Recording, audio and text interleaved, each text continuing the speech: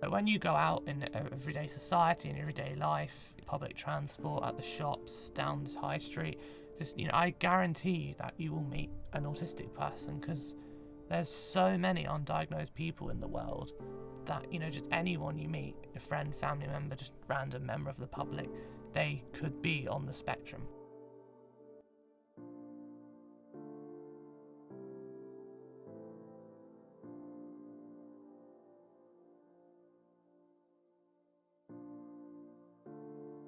Yes, I have a diagnosis of autism. I was actually very lucky I was diagnosed really early.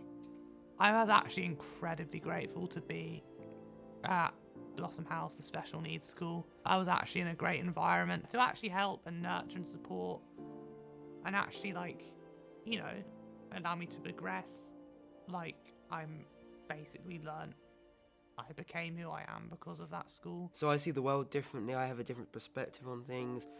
I also describe it as being more creative than other people.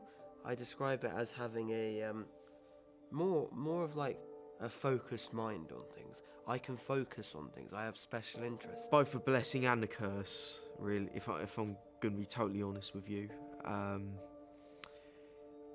there are times where I can remember a lot of stuff in my brain and I can be really knowledgeable about stuff.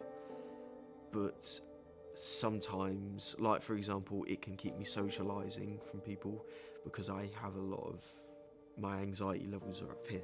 It wasn't diagnosed until I was 11 because girls who have autism, people find it hard to diagnose them because they're way more quieter than boys. 1 in 5 girls to boys diagnosed. I have autism. I found out, not through doctors, but as I was growing up. I know there's differences that I have that other people don't. Sense of hearing, for example, in a quiet space, I can hear right now, I can hear a fan. I notice things way more, and that's maybe because it's just loud and just over-stimulating, but also when people eat certain food, like crunchy food, I just find that really annoys me. I'm also very hyper-aware. Sounds, some sounds really tick me off, like hoovers, hand dryers, just the sound they make. If there's a hoover, I actually have to just leave my house for a couple of hours and then come back. I go in a bathroom, they only have the hand dryers. I'm just I guess I'll just have wet hands now. I have to dry it on my trousers. When I'm in a loud environment, say a classroom, I notice every sound, people walking, people typing on the keyboard, especially in someone's music. So what I mainly do is I put in my own music to help me focus on my work, because the headphones quite helps because it kind of gives me something to block out all the noise, but then also at the same time, I'm focusing on my work. I wear headphones just to block that out, or I just try and suppress it.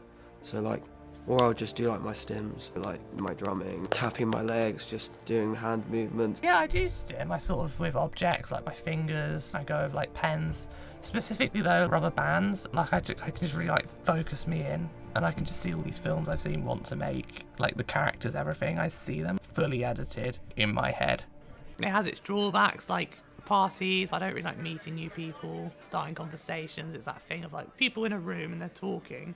I'm when do I join your conversation? Because if I join, then I don't want to be interrupting. But then if I'm interrupting, then I'm just standing there. And I find it really hard sometimes to social cues in a social group, having to look at someone's face for a long time. Eye contact is difficult. I interrupt people. I'm very good at interrupting people without meaning to, and I'm honestly trying so hard to figure out when they're going to stop. The term neurodiversity implies there isn't just one consistent way of experiencing the world. Sensory input isn't objective, because we all perceive things differently. We are all subjective in how we experience the world, and I think that's a good thing.